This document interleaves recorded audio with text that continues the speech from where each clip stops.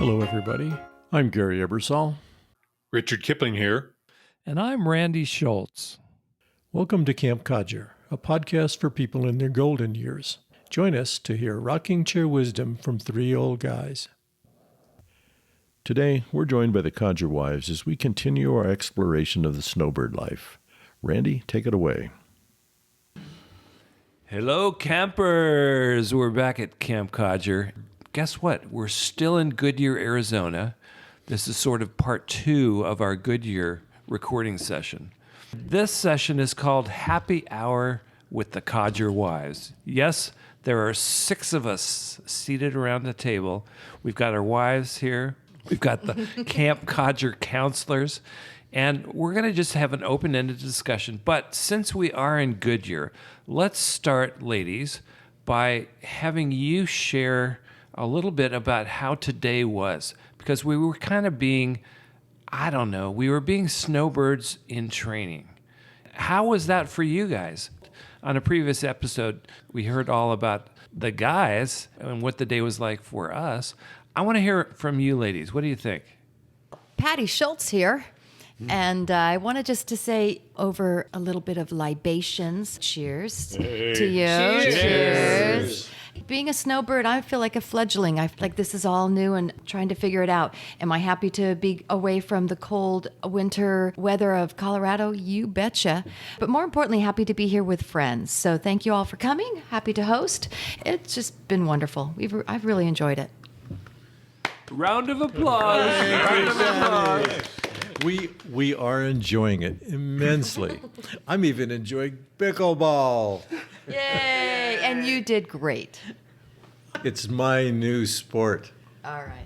I think you've created a monster here. This is B. I'm from the East Coast. My parents moved to Florida when they retired.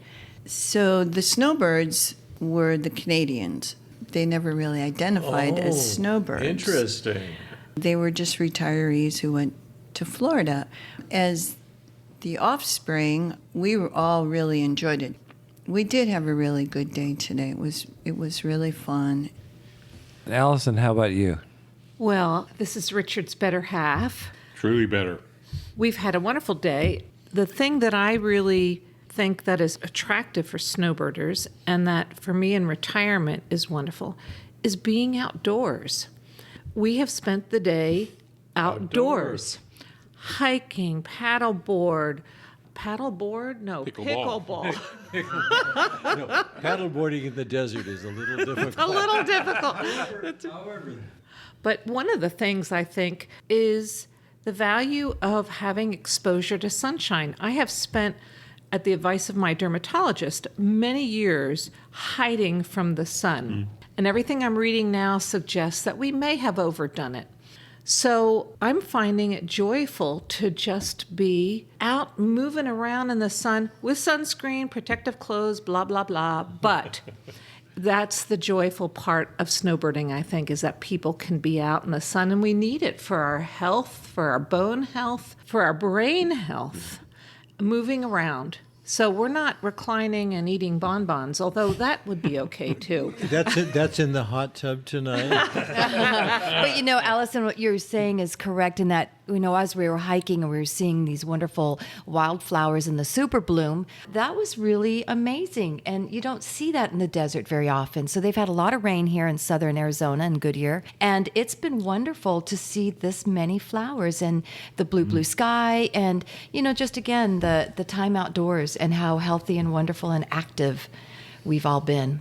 And it's been great getting out of the gray, cold days and a lot of snows.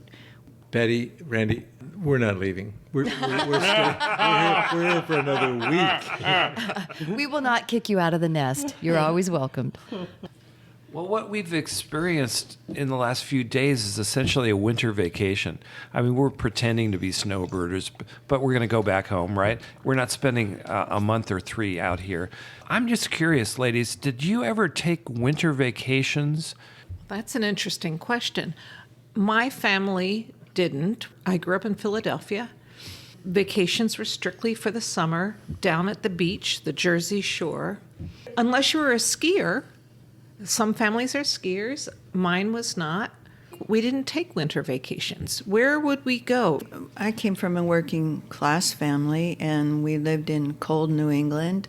There was no question about going to a resort or to a summer climate type of area. My birthday is in February, and it was always cold and gray, and the snow was just slushy.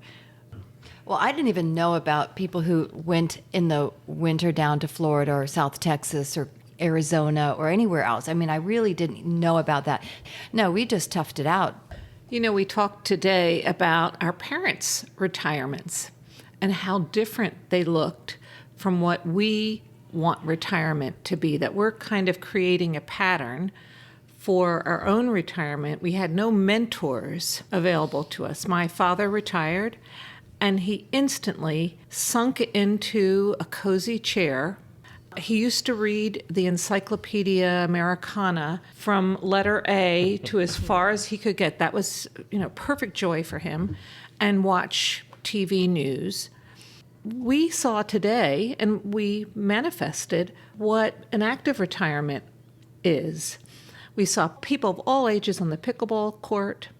We were moving around the entire day. We just weren't still. I know we are fortunate because we are physically active. It's a good question. There were no models in my life for this.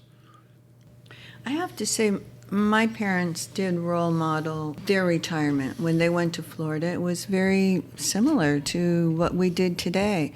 As soon as my dad turned 65, they moved out of Connecticut and went to Florida. And they had all these children, and we would take turns going down to visit them. They would take us everywhere, to different beaches. They would take us to a play. They were really active, and they were both very social. I always remember my folks in Florida having, these cocktail parties with their friends coming over. And Cheers. Cheers. What was the drink of choice at those parties? I can't remember, but they had fun. They were kind of like us, I have to say. We're just like our parents. We really are. Think about it. We're sitting around a table, drinking whiskey sours. Well, that part we're like our parents, but there's 6 of us here around the table. None of us remember a winter vacation at all, Ever. right? Ever. My dad, as soon as he retired, he traveled.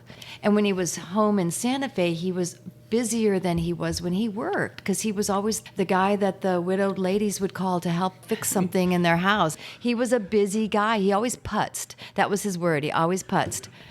Richard's laughing because Gary could be that handyman for all those widowed old ladies. And you are. Not could be. You are. No, the technology expert. Oh, man. Yes, you were the technology expert. No, you're right. Somebody has to be the expert, right? Somebody has to Somebody help, has to do help it. those poor widowed women. I mean, I do it so naturally because I've been living the geek life since the early 1970s. And I just want to point out that Gary just named his memoir, Living the Geek Life.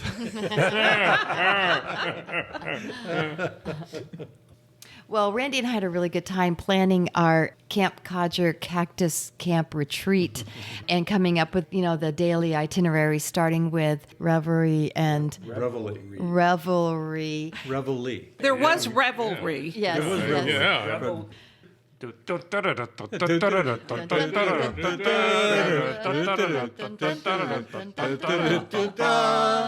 All right, so Bravo.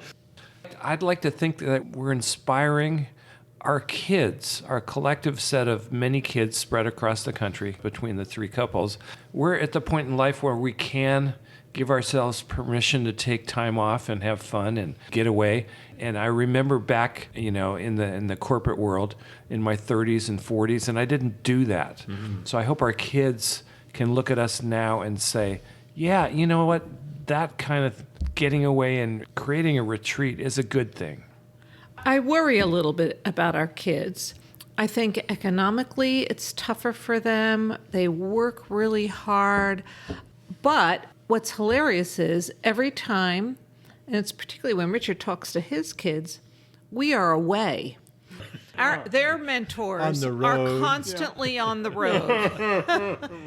What a tough life you two lead. Hi, calling you You're- from Rome. Hi, you're in calling you. I'm calling you from Goodyear. Goodyear, Arizona. Where's Goodyear, Arizona?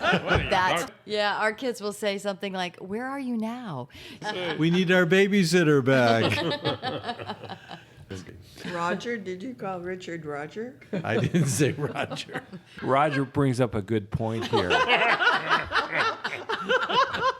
As we get into our drinks, man, Roger, I love you, man. And I love all you. Kumbaya, man. I love all you women. This is so great together. Whoa, whoa, whoa. More cowbell. Let's talk about More recording all cowbell. you We women. need more cowbell. Okay, we haven't told you about the celebrity guest for the weekend, however. Oh. And that is, Stanley. well, I wasn't going to talk about Stanley. No. I was going to talk about Baxter. You Baxter. guys had an episode on seniors and their pets. Yeah. And Randy and Patty have the most amazing dog who has gone on all these adventures with us Yeah. and he was jumped very in the pool and has shown himself to be a good companion whatever happens. So we need to acknowledge Baxter. Yeah. Let us mention Stanley the orange. Stanley is a very large, healthy, vibrant orange. He was just plucked fresh off the citrus tree yesterday morning and named Stanley.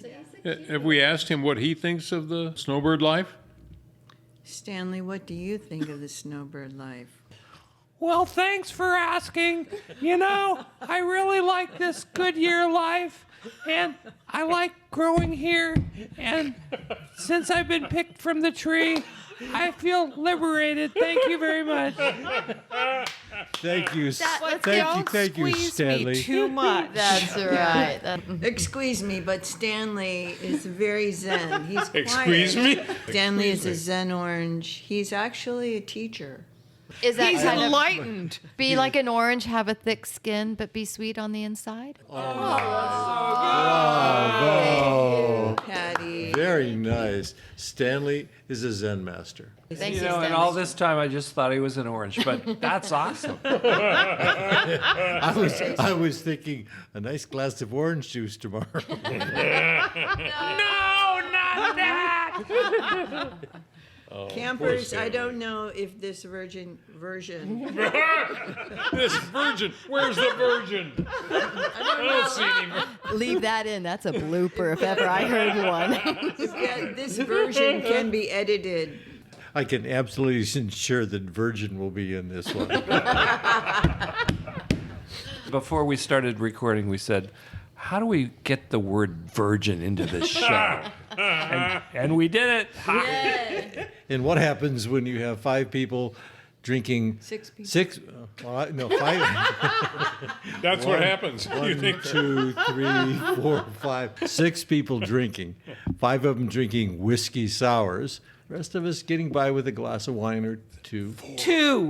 Well, that's why we called this Happy Hour with the Codger Wives. And as you can tell, it started out pretty well, and then it kind of degraded into a festival of ridiculousness. But we had a good time, and we hope you enjoyed it. Thanks to the Codger Wives for being here. We love you.